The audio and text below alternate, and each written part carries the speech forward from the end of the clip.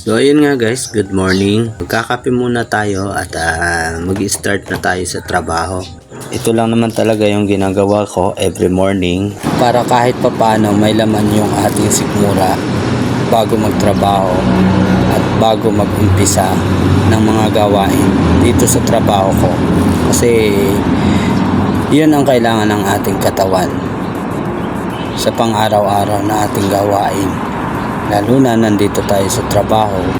At after ko nga magkape ay ayan, dala ko na yung aking panlinis ng CR. Andyan yung spinner ko, muriatic at iba pa.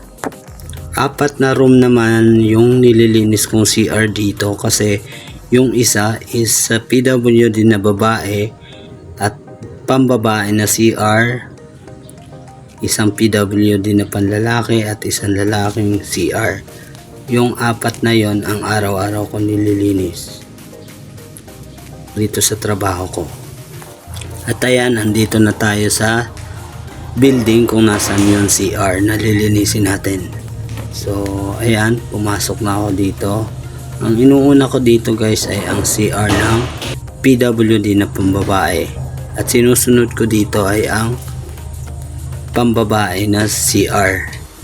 After ko nun guys, ang isusunod ko naman ay ang panlalaking CR. Uunahin ko lagi dyan ay ang pang PWD at susunod ay mga actual na CR na pamlalaki. So ayan, meron din dyan lababo guys, nililinis ko rin yan araw-araw. Meron din dyan mga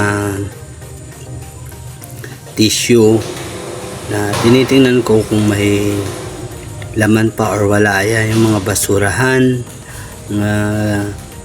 chinecheck ko kung may mga laman kasi kinukuha ko yan guys at itinatapon ko sa mismong basurahan namin para hakutin ng truck para itapon.